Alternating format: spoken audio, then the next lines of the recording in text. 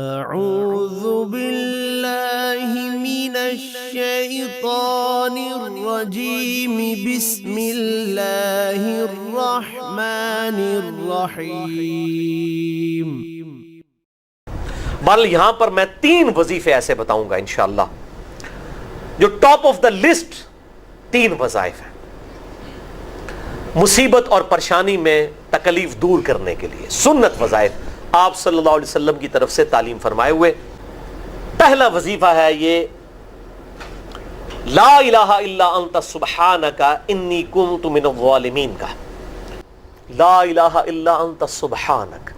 نہیں ہے کوئی معبود سوائے تیرے اور تو پاک ہے اللہ، تو غلطی کر ہی نہیں سکتا۔ انی کنت من الظالمین، بے شک میں ہی خطا کار ہوں، میں ہی ظلم کرنے والا ہوں، میں ہی غلطی کرنے والا ہوں۔ جامعہ ترمذی میں انٹرنیشنل نمبر کے مطابق 3505، مشکات میں 2292 نمبر یہ حدیث ہے، اور قرآن حکیم میں تو ہم پڑھ چکے ہیں سورۃ الانبیاء آیت نمبر 87 اور 88 میں آپ صلی اللہ علیہ وسلم نے ارشاد فرمایا کہ یونس علیہ السلام نے مچھلی کے پیٹ میں اپنے رب کو ان الفاظ کے ساتھ پکارا تھا، لا الہ الا انت سبحانک انی کنت من الظالمین۔ اور پھر آپ صلی اللہ علیہ وسلم نے فرمایا کہ جو کوئی شخص اپنے کسی بھی معاملے میں، کسی بھی پریشانی میں اس دعا کے ذریعے اللہ کی طرف متوجہ ہو، اللہ تعالیٰ اس کی دعا کو قبول فرما لیتا ہے۔ اور قرآن میں بھی آ گیا نا کذالک ننجی المؤمنین، اور کتنا بڑا فتویٰ آیا میرے بھائیوں، سورہ الصافات 143 144، فلولا انہ کان من المسبحین، اگر یونس ہمیں ان الفاظ میں ہماری تسبیح نہ کرتا، للبث فی بطنہ الی یوم یبعثون، تو مچھلی کے پیٹ میں قیامت تک مچھلی کے پیٹ میں رہتا اگر اس طرح نہ ہمیں پکارتا، اس کی قبر مچھلی کا پیٹ بن جاتی۔ یعنی یہ اتنا عطاب، اور وہ دور ہو گیا اس دعا سے، بہت بڑے اسماء اعظم میں سے ہے۔ تو یہ بہترین دعا، بہترین وظیفہ، اسماء اعظم میں سے بہترین چیز، اور سب سے بڑھ کر جو میں نے بات کی کہ بہترین استغفار، اللہ سے توبہ مانگنے کا بہترین ذریعہ۔ آپ دیکھیں اللہ تعالیٰ کی کوالٹی کو کس طریقے سے انہوں نے اپنے لیے جو ہے وہ ذریعہ بنایا نجات کا۔ کہتے ہیں نا وہ کسی کے انسٹنکٹ پہ بات کرنا، کسی کی جبلت پہ، انہوں نے اللہ تبارک و تعالیٰ کی ایک خاص کوالٹی تھی جس کے ساتھ انہوں نے اللہ کی طرف دعا کی۔ وہ کیا؟ بڑی انٹلیکچوئل دعا ہے، لا الہ الا انت، اے اللہ تیرے سوا کوئی معبود نہیں ہے۔ یہ توحید کو پہلے نمبر پہ لے گئے۔ انت سبحانک، اے اللہ تو پاک ہے، تو غلطی کر ہی نہیں سکتا کیونکہ تو پاک ہے۔ انی کنت من الظالمین، میں تو انسان ہوں، میں تو غلطی کروں گا۔ اب جب اللہ تعالیٰ کو آپ اس طریقے سے کہیں گے اللہ تیرے کو تو غلطی نہیں ہوندی، میں تو بندہ آنا تو غلطی تو کراں گا، کیا زبردست انداز ہے اللہ کو پکارنے کا۔ اس پہ پھر نجات ہی ملنی تھی نا۔ اللہ تعالیٰ کی وہ کوالٹی انہوں نے ذکر کی ہے، اللہ میں تو بندہ ہوں نا تو غلطی کروں گا نا، تجھ سے تو غلطی نہیں ہونی، تو پاک ہے، غلطی تو میں نہیں کرنی ہے نا، تجھ سے تو ہو نہیں سکتی، جب میں کر بیٹھا ہوں تو معاف کر دینا۔ بہترین دعا ہے واللہ، بہترین استغفار ہے، اور صحیح بخاری اور مسلم کی متفق علیہ حدیث ہے، جب آپ تشہد میں بیٹھو تو درود شریف کے بعد جو اپنے رب سے چاہو مانگو، اس میں یہ دعا بھی آپ اپنے اوپر لازم کریں۔ یہ اسماء اعظم میں سے ہے، اپنی دعاؤں میں اس دعا کو کریں۔ دعا کی قبولیت کے لیے یہ آپ سمجھیں اللہ تعالیٰ کی طرف سے کیٹالسٹ ہے، جسے ہم وہ کیمسٹری میں کہتے ہیں کیٹالسٹ، کیمیکل ریئیکشن کو تیز کرنے والا، یہ کیٹالسٹ ہے۔ لا الہ الا انت سبحانک انی کنت من الظالمین۔ دوسرا وظیفہ وہ بھی جامعہ ترمذی میں انٹرنیشنل نمبر کے مطابق 3524 نمبر حدیث ہے، لیکن ترمذی کا طریق جو ہے وہ ضعیف ہے۔ یہ میں پہلے بتا دوں، امام ترمذی نے ساتھ لکھا ہے یہ روایت کمزور ہے، لیکن ضروری نہیں ہوتی کہ روایت اگر ترمذی میں کمزور ہے تو کہیں اور وہ روایت صحیح نہیں موجود ہے۔ اس کی صحیح سند المستدرک للحاکم میں انٹرنیشنل نمبر کے مطابق 1862 نمبر موجود ہے، اور سنن نسائی الکبریٰ میں 10492 نمبر ہے، اور مشکات میں بھی 2454 نمبر حدیث ہے انٹرنیشنل نمبر کے مطابق۔ تو صحیح سند المستدرک للحاکم اور سنن نسائی الکبریٰ کے اندر موجود ہے، اور وہ وظیفہ ہے انس ابن مالک کہتے ہیں اور سعد ابن ابی وقاص کہتے ہیں رضی اللہ تعالی عنہما वअलैहिम अस्सलाम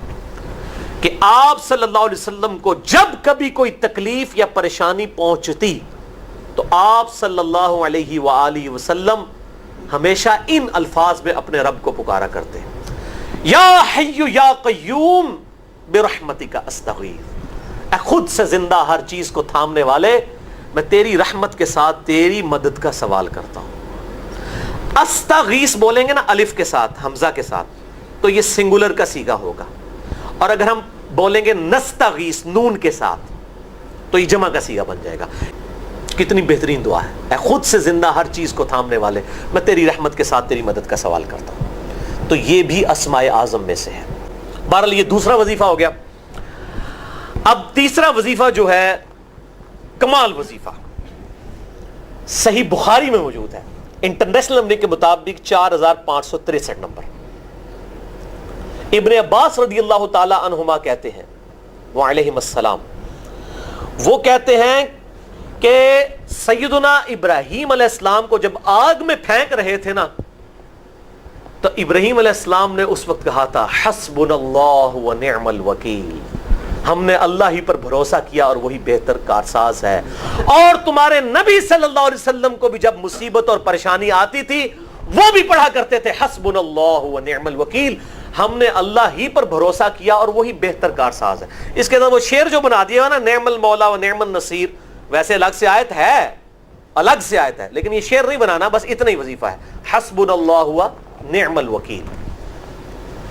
اور یہ جو انہوں نے کہا کہ نبی صلی اللہ علیہ وسلم بھی یہ کہتے تھے، اس کا ذکر الحمدللہ قرآن میں بھی موجود ہے، اس سے بھی بڑھ کر سورہ آل عمران کی 173 نمبر آیت میں ہے کہ جب نبی صلی اللہ علیہ وسلم اور اہل ایمان کو یہ خبر پہنچی کہ کافر ان کے خلاف سازشیں کر رہے ہیں، تو نبی اور اہل ایمان نے پکارا حسبنا اللہ و نعم الوکیل۔ تو حسبنا اللہ و نعم الوکیل قرآن کی آیت بھی ہے، اور یہ ہے وہ آیت، وظیفہ قرآن میں آیا ہوا ہے، یہ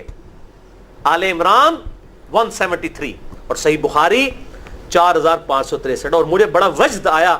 کہ ابراہیم علیہ السلام کو جب آگ میں پھینکنے لگے تھے، انہوں نے اس وقت اللہ کو ان الفاظ کے ساتھ پکارا حسبنا اللہ و نعم الوکیل۔ اچھا، یہ جتنے بھی وظیفے ہیں نا میرے بھائیوں، ان کا فائدہ اسی وقت ہے جب آپ کو ترجمہ بھی ان کا آتا ہوگا، ورنہ آپ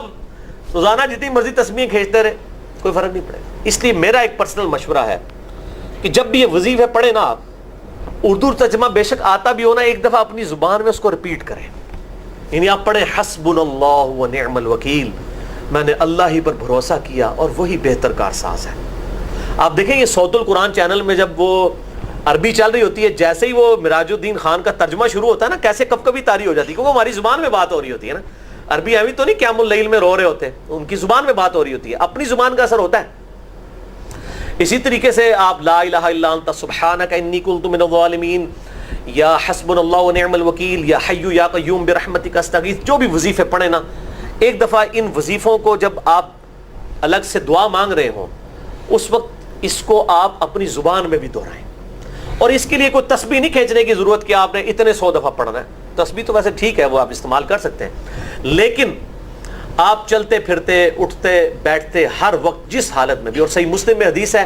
کہ یہ جو وظائف ہیں ان کے لیے تو کوئی وضو بھی کیا، غسل بھی پروٹوکول نہیں ہے۔ اب عائشہ کہتی ہیں نبی صلی اللہ علیہ وسلم حالت جنابت میں بھی اللہ کو یاد کر لیا کرتے تھے، صحیح مسلم میں حدیث موجود ہے، جنابت والے چیپٹر میں ہر حال میں اللہ کو یاد کرتے تھے۔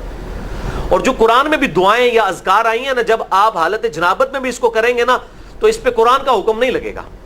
تو جامعہ ترمذی اور ابو داؤد میں جو حدیث ہے کہ حضرت علی کہتے ہیں نبی صلی اللہ علیہ وسلم کو حالت جنابت کے علاوہ کوئی اور حالت قرآن پڑھنے سے مانے نہیں ہوتی تھی، تو اس سے مراد قرآن کی تلاوت ہے۔ اگر قرآن کی دعائیں جیسے ہیں بسم اللہ الرحمن الرحیم، یہ بھی تو قرآن ہے، سبحان اللہ بھی تو قرآن ہے، الحمدللہ بھی تو، یہ اذکار جو ہے نا، جب آپ اذکار کی نیت سے پڑھ ہوں گے پھر یہ قرآن نہیں شمار ہوں گے، ذکر شمار ہوں گے، اور اس کے لیے نہ وضو پروٹوکول ہے اور نہ غسل کا ہونا ضروری ہے، ہر حال میں اللہ کو یاد کر